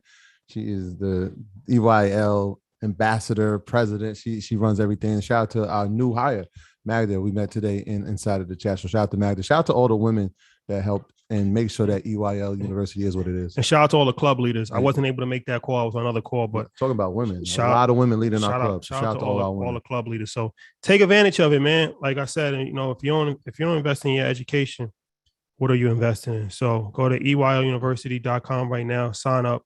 The link is pinned in YouTube. There's nobody has ever offered this much value for this price point. Never. It's never been done ever in history. Never. Nobody ever. So let's get into some questions. This is another part of the EYL University experience where it's different from the podcast, where people actually get to ask questions, and it's an interactive experience. So yes, let's get some questions if we can. Aaron, we coming to you. Unmute yourself. You've been unmuted. What's going on? Fellas, doing very well. First off, I want to say y'all both killed it tonight, and Lawrence, respectfully, you put up a hot Wilt Chamberlain 100 out here. So my goodness. So I had a question about staking. I don't know which of you would like to answer, but I have BTC, ETH, ADA, and Link. I'm staking ADA with Red Panda, shout out. But I was looking to see, I want to stake as much as possible because I'm in them all long term. So it's not like I'm going to be accessing them anytime soon. Is this something where I'm having to get different wallets or use different platforms to stake each? Or is there a way that I'm able to consolidate, make it a little bit easier, and use one platform, if that makes sense? Sure, I can start up. So right now you're staking ADA with Red Panda, and you're probably doing that from either the Yoroi wallet or the Daedalus wallet. But there are some platforms that allow you to stake on them. So like I know Binance is one of them. That's if you want to go the centralized route. But if you do it the decentralized route, there are not many different platforms that allow you to stake the same token. So for example, you can't stake ETH with your Yoroi wallet. Now, one option, if you do have ETH and you want to stake it, is Lido. That's spelled Lido, Lido. So that's one that I use for staking ETH. BTC Bitcoin is not a proof of stake coin, so you can't stake it. But another option, if you want to do this, is you can actually use a platform like BlockFi, and they will give you interest on your Bitcoin. And for Link, there is no staking on Link at the moment. So that's just a little bit of information for you. There you have it. Perfect. Thank you so much. I appreciate it. Thank you. Appreciate you. Thank you, brother. Appreciate you. Proof of stake. Ethereum's about to go to proof of stake. Make Shout sure out y'all know that. to the good folks at Buy the Hood. Those are my guys They in here? out of Philly on a super chat. Oh yeah, shout out to them. Leon, we coming to you. Unmute yourself. You've been unmuted. What's going on? Shout out to Daryl on the super chat. What's going on, brother? What's up? Everything good? So once you buy coins, say whether it be Bitcoin, Ethereum, Cardano, whatever, what do y'all say is the next step or the next level that you should go to? You said after you purchase the After coins? you buy the coin? Yeah. Yeah. I mean, I would say security. I'll let Lawrence answer. What besides security? Yeah, I would say, depending what the brother just asked before is key. If you do have opportunity to stake, you can, depending on what platform. If there is ability for you to stake, I would say that. The answer I was going to give would be the security piece. Okay. And then also having a structured plan, which is something that I didn't get a chance to touch on, but having an exit point. Because I think one of the biggest things that people don't have is having an exit point. So people are like, okay, it's going to the moon, but you haven't taken any profit. So scaling in and scaling out of the position for me would be really key to tell people, is like having a target price. Like it might, whatever that price is in your head, it's going to be different person to person, but being willing to take profit, I would say, is that next piece, and having a plan in place to say, all right, this is where I'm looking to take a little bit off the table. This is where if it goes down, it might add.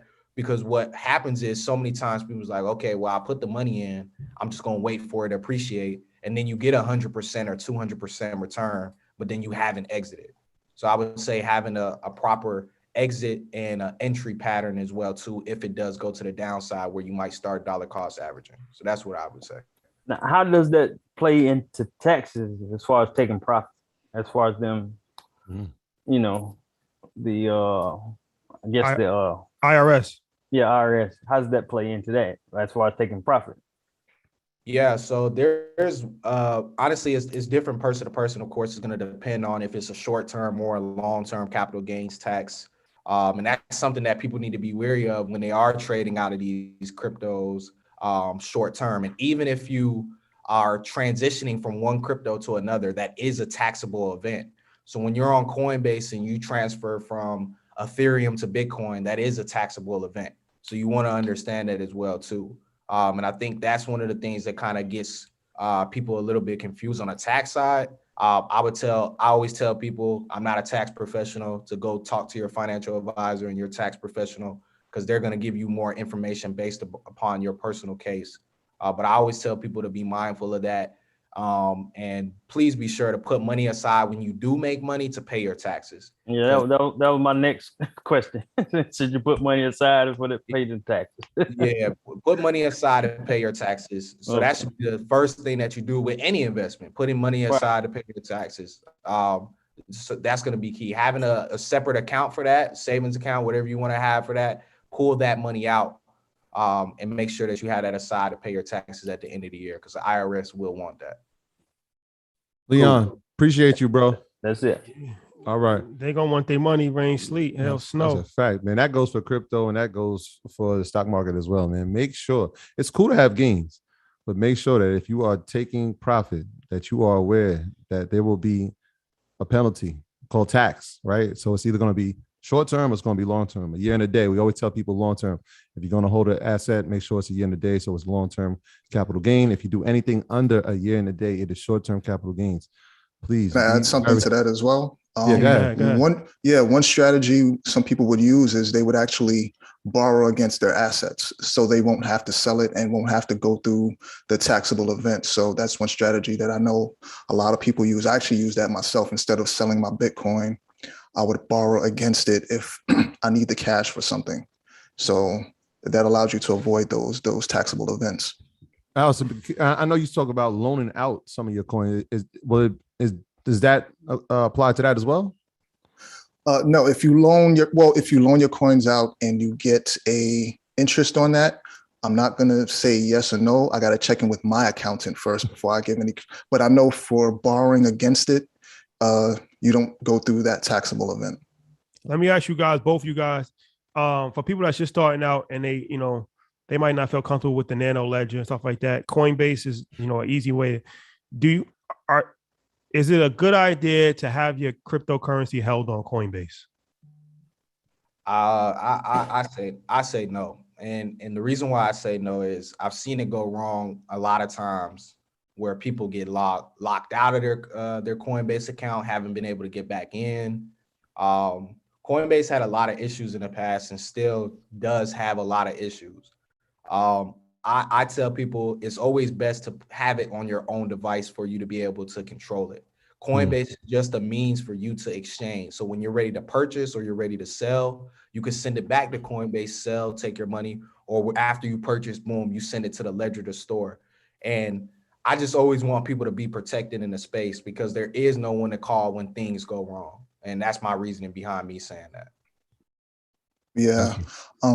So the saying, not your keys, not your cheese. Shout out to Isaiah Jackson for that one. But yeah, it's best not to keep your coins on an exchange. But one thing I want to add is if you're going to have your coins on a ledger or something like that, please, because none of us are promised tomorrow. So please make sure you have a plan just in case you're not able to get to your coins. If you have some loved ones that would, be able to use those coins if for some reason you're no longer able to. Like I've heard stories of people who passed away and their family weren't able to get to their assets. So if you're going to use a ledger or something like that to store your assets, please have a plan in place just in case, something happens.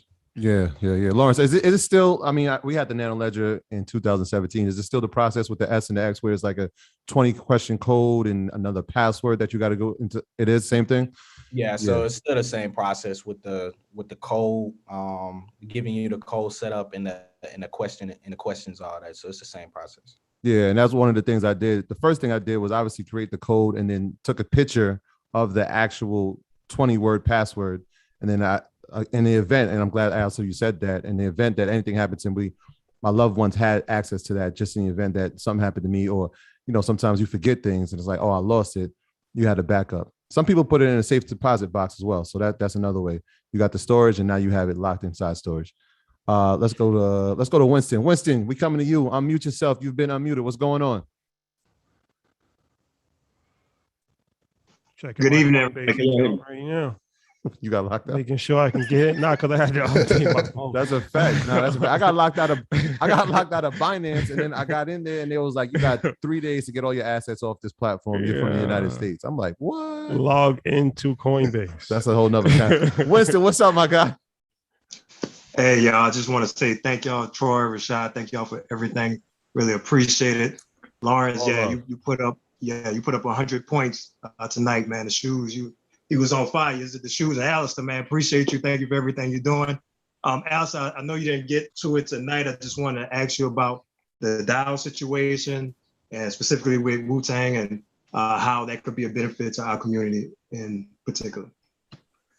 Definitely. So that's one thing we think as a collective, especially of people who are looking to invest, is to really look into DAOs. And a DAO is a decentralized autonomous organization. And it's just a new way for people to collectively come together and pool their money and invest. And that's what that DAO did. They came together. Well, this is a DAO. They invest in NFTs, but what they did is because they have so much of their money pooled together, they were able to go and buy that Wu-Tang album. And now they own the Wu-Tang album. But DAOs are a very powerful concept because it's really all about groups coming together and working together towards a goal. So in the same way that EYL does, like we were able to, join EYL and start clubs. Like, I founded the crypto club. There's also the real estate club.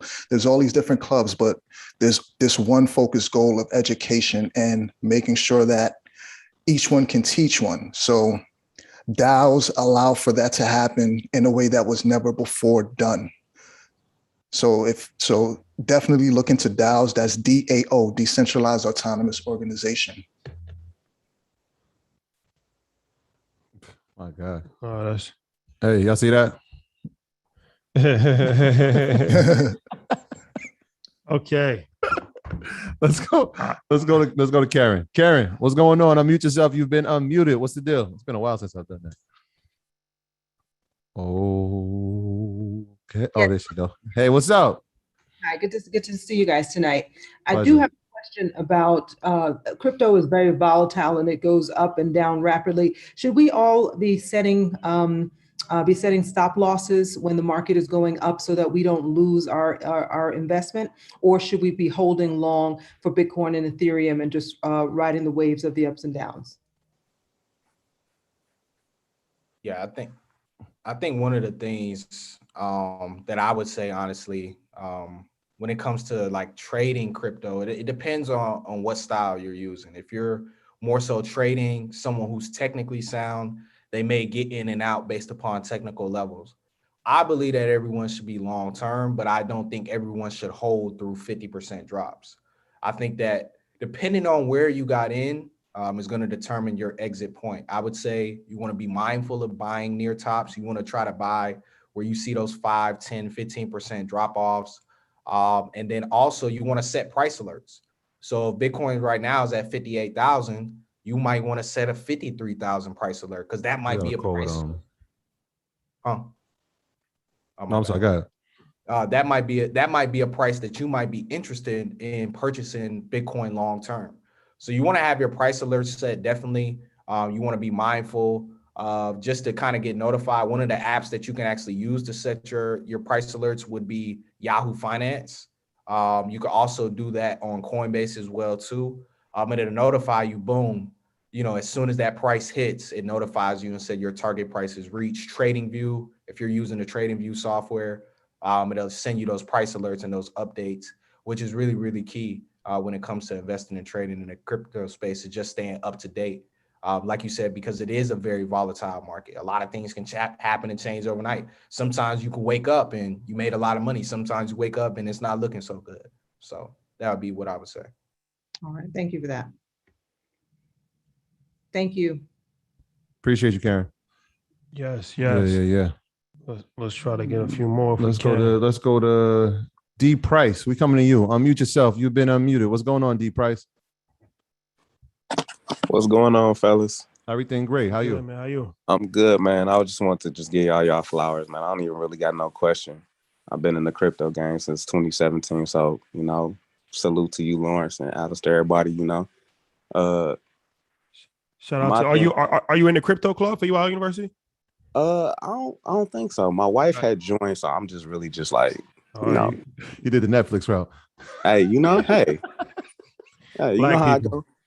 Black people. But we're always looking for people to join. I mean, there's never enough knowledge being shared. So like, if you can, you know, come through and just share what you know. You've been in this since 2017. So I'm sure you have some knowledge and some experience that you can share with, you know, with some of the other people in the club. And shout out to Winston and Justin and Mika and Chelsea and Teddy and everybody else in the club who's like been all in here sharing. Yeah, they all in here and sharing and like helping me do what I do every Friday for the crypto club. So shout out to them. How do they join the crypto club? Because that's a question. You know, it's 10,000 people in EY University, so everybody might not be. We do orientation, but for anybody that's in the EY University or thinking about joining, how do they join the crypto club once they're inside of EY University? So once you're inside, you'll get a link to the Telegram, and then you'll be able to join the Telegram. But we are moving to Discord because we have a lot more power in terms of controlling, in terms of functionality. Like when we move to Discord, we'll have private calls for our crypto club. But in terms of joining, just when you're on the Facebook group, reach out to me, reach out to Justin, reach out to Mika, and then we'll give you the link to the Telegram channel so you can join. I did want to say I am on Voyager. I keep a certain amount on Voyager because they do offer like a monthly interest payment. The majority of my coins are on a nano ledger. So if anybody is interested in that, feel free to, you know, go to Voyager and look it up. I know Lawrence had mentioned that as one of the ones on the platform. Also, Troy, man, let's get this Jordan 1 done, man. Yeah. I just saw my DM. Yeah, hey, come on, man. You saw what I had up there on Monday, right? Well, I ain't got nothing up today. Yeah, you know. Hey, man, let me know, man. I'm in the DM, and hit me up. I got a colorway I have in mind. I got you. I got you for real. All right, bro. My dog. All right. It always comes back to sneakers. It always comes back. Yeah, real quick. Because I want to talk really quickly about that Ethereum 2.0. Because we looked at the stock of flow for Bitcoin, and when people say we can see it get to 100,000, you literally showed us why people are saying that. Are you comfortable saying where you think Ethereum can go after the 2.0 is launched? Am I comfortable saying that? I'd say at least 10,000. That's where I would put it at least 10,000. And that's me I'm sandbagging a little bit. I think it can go, but I'm saying 10,000 just to be on the safe side. Lawrence, what we thinking? 10,000. I was talking to Jamal the other day, and we was talking about that. And I could see it going to 10,000. I know that some analysts got that price target. I think with Ethereum 2.0, I could see it going to 10,000. It's still very early. The circulating supply, like I said, only 118 million. And crypto is still new, guys. There's not a lot of people in this space as much as like people may think. It's talked about a lot now, but this is still a baby. Like this is still a newborn baby space. As much as we've seen the price of Bitcoin grow and appreciate in Ethereum, Ethereum is just getting started. So I could see that's my price target over the next 2 to 3 years is 10,000. Oh, let's do this. Before we get to the one last question, I want to talk about EY University again, but I don't want to talk about it. I want to actually ask you guys because Allister, first and foremost, thank you for your service. You pioneered and you're the president of the Crypto Club. So can you just explain the Crypto Club? Because the Crypto Club is inside of EYL University and it's something that, has become, something that is very, very valuable for EYL University. But can you just, explain it in a couple of minutes? Like, what is the Crypto Club? What do you guys do? How often do you meet? All of that stuff. Yeah, sure. So, and this is the power of EYL. Like I raised my hand and said, yeah, I want to start the Crypto Club. And you guys said, yeah, go ahead. So we've been doing this since February, and we have calls every first and third Friday where we go over news, we go over different topics. We talk about different strategies. So we talked about different strategies that you can use in DeFi. We talked about NFTs, different NFT platforms, different NFT research topics. We also do collaborations with other clubs. We actually did a collaboration with the Real Estate Club, and that one was fire because we really went deep into different strategies for using your crypto assets to earn a return and put that return into real estate. So, so the goal of the club really is to educate people about the usage of crypto and how they can benefit from it, and to also give a spotlight to some entrepreneurs who are in crypto. So we've had a couple of guests on. We've had Chad Copeland, who's been on our show, who's doing some big things in terms of education. We've had my brother Vernon J, who's doing some great things when it comes to combining crypto and real estate, like tokenizing real estate assets. And we also have a couple of other guests coming on. We have Eric Hand from Audacity Fund, which is a Black VC crypto fund. So they're investing in Black entrepreneurs who are doing things in crypto. So yeah, it's all about education and just giving a spotlight to people. And yeah, that's pretty much the Crypto Club. So, check it out, join. And if you want to contribute, if you want to build it out, if you have some ideas on where we could take it, we're open to hearing those ideas. Yeah, that's pretty much it. Hey, Allister, they said, don't forget about the special NFT drops that y'all do. Oh, come on.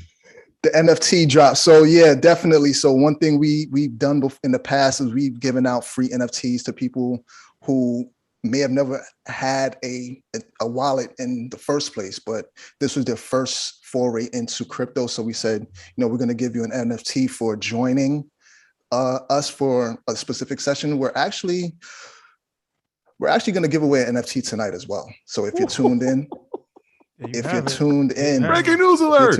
Yeah. So if you're in the chats right now, we have Justin in the chat, we have Winston in the chat. Please reach out to them, and then we're going to get you your special POAP NFT, proof of attention, to show that you were here, you were with us tonight. So yeah, definitely. So we do a lot of different things.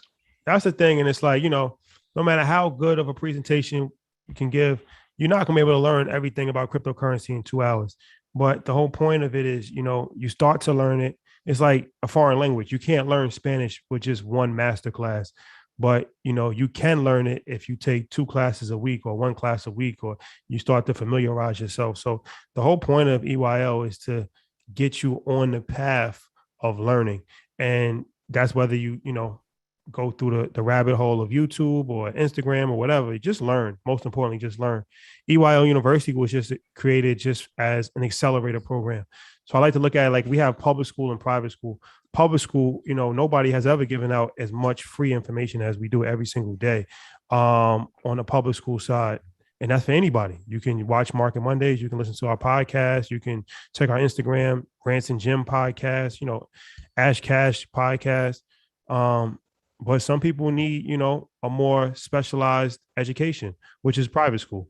And that's EYL University. And this is something that, when we have the crypto clubs and, we have meetups and we have different things that, get to ask questions and stuff like that. So that was the idea of the education. No person will be left behind. Even if you're not able to afford it, we still gonna provide you information in it's public school. But some people just want to accelerate their learning curve. And that's the private school route. But there's no private school that costs $700 for the year. I tell you that much because I went to private school. So, yeah. So, good luck. This is something that, we are, and we like to promote from within. So like Janet, if you watch Market Mondays, Janet, everybody knows the story with that. Janet was somebody that was a paid member of EYL University, and she had a great job at Fidelity. She was making a lot of money at Fidelity. And we just saw the value in her, and we paid more than Fidelity was paying her, and we brought her in as the person that's really running EYL University these days. And now she loves what she does. Well, yeah, she needed help because it became overwhelming. So then we hired another Black woman that was EYL University member. We hired her. Shout out to Magda. Shout out to her. And then like Allister, he just was showing a lot of promise and was like, yo, I want to start the crypto club. So it's like, all right, instead of getting somebody from the outside to start the crypto club, why not that? And then it's like, we have a huge platform. So today, over 5,700 people was watching this on YouTube. It probably gets to like 60,000 views in a week. And it's like, all right, this is an opportunity where they can actually, get their voice out and be heard on a world level. And you should definitely follow these gentlemen on Instagram. And, so that's how we always done was like group economics. And it's like, we've done that from day one. We've helped a lot of people, build their platforms, and we've hired a lot of people, and we pay people for their services, whether it's the people that do flyers for us or videographers, everybody, a lot of times people don't fully understand that. Like, it's a business. It's not just like, we just get up here and just start rambling. Like, it's a business that's actually thought about. And 90% of the people that we actually work with and hire and promote and we, give opportunities to and give voices to are Black people that would not have opportunity to have their voice heard. Before this, there was no outlet that was giving Black people a voice to speak their brilliance. unless they was on CNBC, and it's like, how many people can do that? Maybe 1 or 2, and you have to have an Ivy League degree. You got to work for a hedge fund. We're not saying none of that. If you can speak and you know the information, it doesn't matter where you went to school. It doesn't matter if you went to school. That doesn't matter. That stops people a lot of times. That's barriers of entry that stops people. But we created a platform where we can do whatever we want to do, so we don't have to answer to anybody. So this institution that we've created has given an opportunity for people to spread their voice all over the world. We're going to Africa tomorrow, and when we started Earn Your Leisure, we started it in my office first, and then Troy's dining room with iPhones, and we was as local as a half a mile radius, and now we going to Africa, and we got strong support in Nigeria, a second biggest market outside of America. We going to Egypt, doing a networking event at the top of the Ritz-Carlton. I say that to say, like, it's just a level of inspiration and motivation, I think, that everybody can draw from, because we just regular people. We didn't have any special advantage. I was working in finance. Troy was a gym teacher. So if that's like, what I'm saying, if we can do this and become the top business platform in the world, anybody can do it. Yeah. So I say that to say, EYL University, the biggest ever. EYL University is something that we're extremely proud about. Yeah. So join. We want to Yeah. see everybody join EYL University. Yeah. We got the flash sale running. It's $700 for the year. It's a yearly subscription, $700. But once you get in, you're locked into that rate, no matter how much. It started at $99. So it's like a stock. It keeps going up in price. But whatever price you're in, some people pay $99 still a year, and they'll pay $99 forever. So, you lock your membership in, you get all of the access, you get discounts to InvestFest, all of that stuff. So, we love to see you. Go to EYLUniversity.com, click the link in the description, click the link on YouTube, and check us out. Yeah, I just want to add to this, man, because I want to thank these two gentlemen. Allister has been incredible to watch your ascension from being in our book club, was our original club. But I also want to talk about Lawrence, because when we met in Atlanta, he came to pull up on us at our Revolt meetup. And one of the things I said to him was, look, yeah, you're 22, but without people like us building a platform, where would you be able to shine? And I just want to just tell him, like I told him that publicly, but I want to say it to everybody, because there's another kid who might be 15, 16 right now, who now has an outlet to be brilliant, and he's not playing sports and he doesn't rap, and there's nothing wrong with that. But there are other people out here that have brilliance and have a brilliant mind and have no platforms or nowhere to share it or even hide it. That's what Nip said. Right? They even hide it. They left them no platform to explain it. And so, like, I want to encourage you. Yeah, you see a 22-year-old prodigy, but there's a 22-year-old prodigy that's in our YouTube. There's a 15-year-old one. There's a 14-year-old prodigy right now. And so I encourage you to be a part of a community that highlights you, that celebrates you, and that encourages you to be great. And so that's what we've built here, and we're very proud of that. And to see people that look like us talking at this level, right? That was one of the things I took from Jamaica was they said, look, we've never seen Black men talk like that. We've never seen somebody with so much intelligence talk like that. And I'm like, yo, there's a whole gang of people around us that are talking like that. And so welcome to the family, to everybody that's joining, and everybody that's watching on YouTube, man. Welcome to the family, because y'all family. Y'all know y'all here with us on Market Mondays. Y'all here with us now. So we love y'all. Y'all know that. Love is love. Rest in peace to Nip, man. That's what he said. He said, young genius trapped, and he just can't explain it. Yeah. They left him no platform to explain it. Yeah. So you get frustrated. And that's a deep line if you really think about it, like, but the key to what he said is they left him no platform. So we're not asking for no handouts. We just created our own platform. And so that was really dope when we linked up with Steve O, who was one of Nipsey Hussle's best friends. And he said, I wish Nip was here. I wish he was here to see y'all, because he would really love y'all. That's the words that he said out of his mouth. So the marathon will continue. The marathon will continue. Thank you, gentlemen, for a stellar presentation. Please let them know how to follow you on social media, please. So you can find me on Instagram at allistermckenzie.eth. That's Allister, ALLISTER, McKenzie, McKenzie.ETH on Instagram, and I'm on Twitter at Allister Dion. Yes, and you can find me as well on Instagram at mrlawrence.e, MRLAWRENCE.e. So Lawrence Eggleston is my name on there.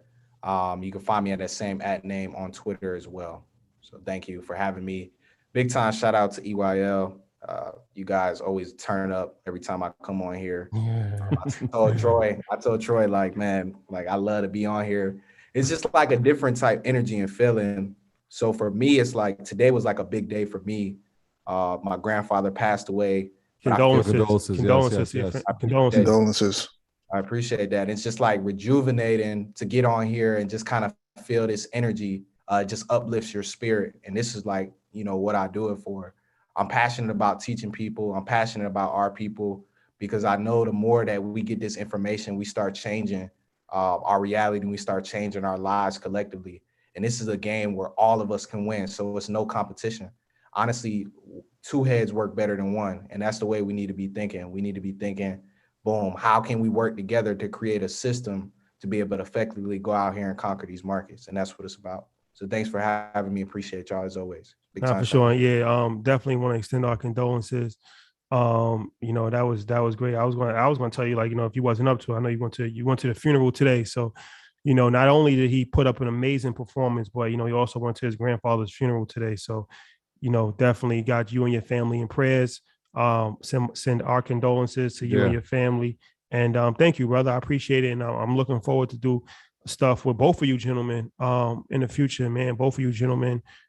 Thank you for, sacrificing your time to educate the people.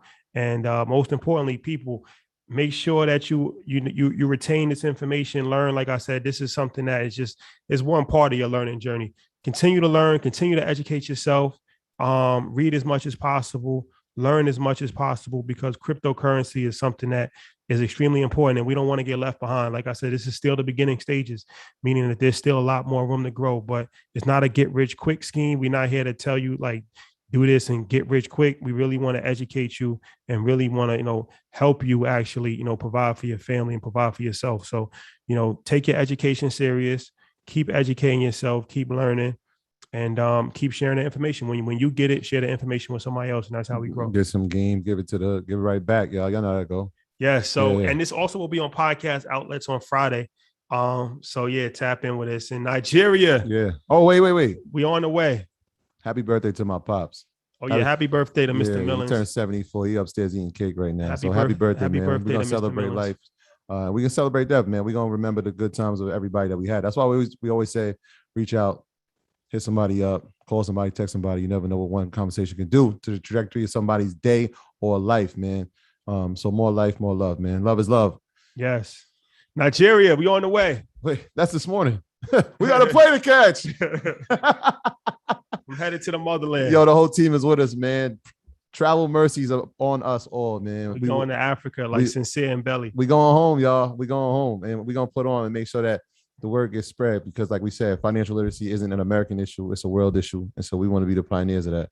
So we're going to spread the gospel of financial literacy. We're going to do what we do. In the motherland. We're going to the motherland and spread the good word. Financial missionaries. Financial missionaries. I like that. Ooh, financial missionaries. Hey, Janet, let's get Sabine on the phone. We're going to the motherland and spread the financial gospel. Hey, man, it's been a real one.